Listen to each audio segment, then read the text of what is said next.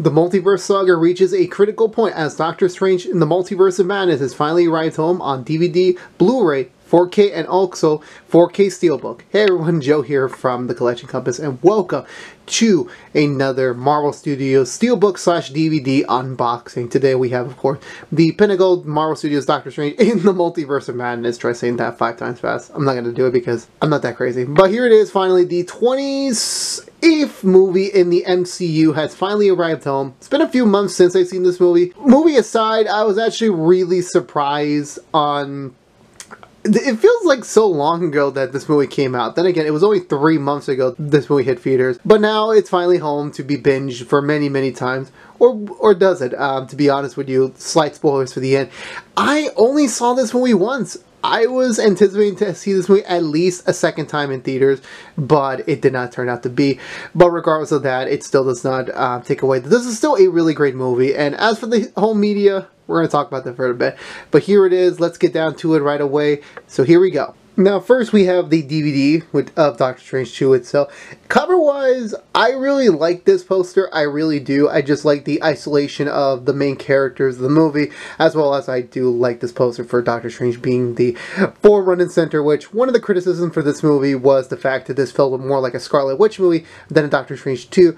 I do understand the criticisms, I really do. That's the only one problem when it comes to making superhero movies nowadays, that you want to put some attention in your villain so it's not a generic, evildoer. But the problem is that sometimes you end up overshadowing the main hero if you put too much emphasis on the villain. Which happened in this case. I still think this was a pretty good blend between the two, as well as trying to, also expand the multiverse, trying to come up with these, this conflict of sorts, as well as trying to also just make it a standalone Doctor Strange 2, because it's been a while. It's been 6 years since the first Doctor Strange came out in theaters. Also, by the way, I really, really love Doctor Strange 1. I did end up loving this movie just a tad bit more. Not too much by an incremental scale as what I was expecting, considering the fact that when the title came out, there was a lot of expectations, and I'm going to talk more about that at the end. But expectations are key in this film, and as for this home media cover, I really do like it. I really do. I think it's the strongest one of the mainline one. We'll talk more about the secondary covers in a second. Here we have the side profile where we have just the generic logo, Doctor Strange from the main theatrical poster, and on the back we get to see the review, the synopsis, and yeah, that's about it. You don't really get much with this, and also I'm operating with one hand. The inside, which is just the standard DVD grade disc. Nothing too special again, this is just a standard $20 movie on DVD. No special features at all. I'm not really surprised anymore because, this is just how home media is nowadays. Next up we have the Steelbook, which honestly, in all the Best Buy Steelbooks that have come out exclusively for America, this is not my favorite. It basically is just the teaser poster. Split up into 3. This is Doctor Strange and his main variants in the movie, and on the back we have Scarlet Witch and her variants as well. And honestly, I thought the teaser poster was unique. It was cool. It was very mysterious and ominous, and you were kind of even guesstimating how many variants we would see in this movie. But when it comes to the Steelbook cover, I was a little bit let down. There was a lot of variant posters out there for the promotion of the movie, depending on where you went to go see it, whether that was an IMAX or 4DX or Dolby. There were so many cool ones. They could have easily pulled any of them off if they weren't even bothering to try a brand new Steelbook design like they did with their predecessor, Spider-Man No Way Home. But regardless of that, I was not a big fan of the selection for this one. Again, it's serviceable, fine. It doesn't give too much away from it. It just focuses on the main 2 characters, which is Doctor Strange and Scarlet Witch. But regardless of that, I was a bit bummed. But we have Doctor Strange himself, our variant, our main Earth. Then we have Sinister Strange, or is that the official title for him? I'm a little bit lost right now.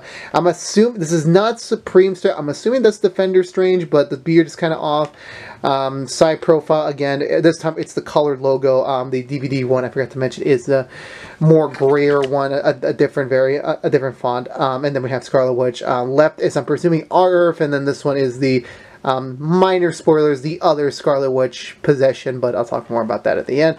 And of course, on the inside, we have here the 2 discs, the 4K Ultra HD, which just includes the main film in 4K, and then the Blu-ray, which comes with the special features. And of course, the usual, both of them have the usual Disney digital goodies. On the back, you get some more of the actual special features itself, which includes, and I'm squinting over here because I don't have it, but you have some about Methods of the Madness, introducing America Chavez. I do not watch the special features anymore because I do not have time to view all of them because I'm very limited on time with a lot of other stuff I'm doing on the side. But regardless of that, I'm starting to think that maybe majority of this is just split off from the Marvel Studios Assemble documentary. I could be wrong, of course. I have not checked them out yet. I will someday. But besides that, overall, this is a really good pick. It's not the best cover in the world, but it's not the worst. You know, I could have easily seen any other Steelbook interpretation of it. I know internationally they probably have better versions, but for the Best Buy one, it's really good.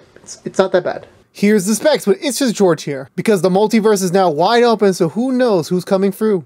You know, it's kind of weird talking about this film in the context of, you know, San Diego Comic-Con just happened, so we just had all the big releases about the multiverse saga and everything. With that being said, with this being kind of like the Avengers of this saga compared to where the original Avengers was with the Infinity Saga, where you were getting a tease of what could happen, and of course, obviously, there's many more films and many more shows that are going to come out between where we'll get to the climax at this point. With this film, I think it did a great job. Now looking back on it a little bit, where it was it had a lot to do. It definitely did. You have to balance this being the Doctor Strange sequel we've been waiting for, as well as giving Scarlet Witch the time and also the budget that we needed for her to have to showcase her power, introduce the multiverse in a proper fashion. Because Loki was exploring the idea of there being a multiverse. No Way Home actually met multiverse variants together, and then in this film we get to go forward into the multiverse and see that not all things are, you know, safe and sound. You know, there's like some things that you need to be careful for if you're traveling through the multiverse, as well as the many threats that are out there and the many different power bases there are. There was just so many they were doing, as well as setting up new characters, setting up new dynamic. There was so much to tell, and I feel like at the time people were just, I feel like it was over expectation, where No Way Home came out and we got Tobey back, we got Andrew back, we got the villains from Spider-Man's past, you know, well, not the past of Tom Holland, but the past of the films. And there was a lot to unpack there. There was a lot to understand that, hey, you know, this was so cool and so big. So when you have something front and center seeing Multiverse of Madness, you're left under the assumption, oh, we're going to get that same thing, that we were going to get this character back and this character back. It's like, bro, this is not Avengers Secret Wars. We're getting that later.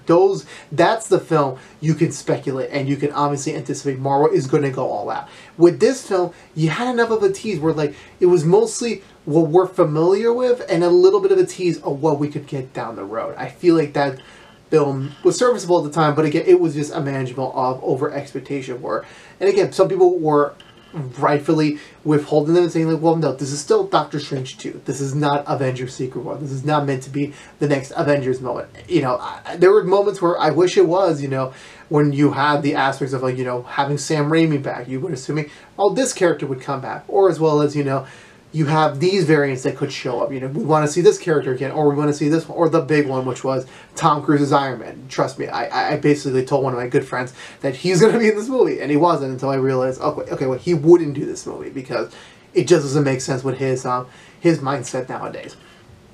But regardless of that, I feel like this movie is serviceable. There was a lot going on. I'll be honest with you, there was a lot. The runtime wasn't entirely where, like, this could have been 20 minutes longer and I would have been happy with it because there was so much to do. But then again, I do understand, like, you know, you don't want to overcomplicate things, you don't want to confuse the fans, you don't want to make this film feel like it's basically an explanation of the multiverse. You don't want another Age of Ultron in your hand. I don't think this is an Age of Ultron. I'm just saying mostly this is something that there was a lot to think about. There was a lot that was said before then and now afterward, and then, you know, we're going to have a much more better understanding of this once we're a little bit more ahead, maybe after Quantumania, maybe once Phase 5 comes and goes, maybe even way after when the Avengers films are done. We don't know, but, you know, this is one of those I'm not trying to compare it to Age of Ultron, but this definitely does have the Age of Ultron style where at the time of its release, it's a meh at times, but it's also good. It still has the core of an MCU film in there. It still has the Sam Raimi trope, which I gotta say, I love that about it. There were so many things that I remembered from the original Spider-Man trilogy that I was like, oh, that's him. That was Raimi's touch on it. Some people didn't really exactly understood that, and not many people understood the assignment of that, but that was the whole point of them bringing on board with this film. It's like, this is an Avengers film. They were not asking him to do an Avengers film. They were asking him to do a superhero film with horror elements introducing the multiverse, and I feel like he did the point across. I would love to see him return to this world again, whether that is in Doctor Strange 3 or even a different IP or Spider-Man 4, you know, give me that film. But no, it was a blast to see Sam Raimi again. It really was, and for the film that he ended up delivering to us, I thought it was worth it. It's not in my top 10 films, but definitely it is a movie that definitely is worth rewatching at home. It definitely was. In terms of the whole media covers as well, I'm not the big fan of them. You know, I think the DVD wins better day and day with the Steelbook. In terms of like overall speaking, I think the Target one is the coolest one, the 4K special edition one. I think that has the coolest art of all the American Home releases right now. I didn't get that one because duh, I got the Steelbook already, but besides that little piece, I think the DVD wins in terms of like just the regular retail copies, in my opinion. No offense to the Steelbook, just it's not my cup of tea. This is why I was a little bit more finicky when I wanted to start collecting Steelbooks, you know, earlier on. I was very particular in my style, but I already started, so kind of got no choice there. I kind of got no choice. But for me, at the end of the day, Doctor Strange in the Multiverse of Madness was a good film. It was really good. It just, for me, it wasn't rewatchable in theaters. I'll definitely be rewatching this film multiple times when it comes time for the big moments, when it comes to the next time we get to see certain characters again, or when we are closing in on the multiverse saga's ending. There's a lot to get through there, but that's still ways away. For now, it was a blast for Sam Raimi to come back. It was a blast to see another Doctor Strange film again, and I can't wait to see what more craziness the multiverse saga has to offer as we progress through from now until 2025. Oh God. I'm getting old. Anywho, let me know in the comments below, did you pick up Doctor Strange in the Multiverse of Madness? Which edition you get? Let's talk about down below. But until then, thank you so much for watching this unboxing here from the Collection Compass, which we were unboxing Doctor Strange in the Multiverse of Madness by Marvel Studios.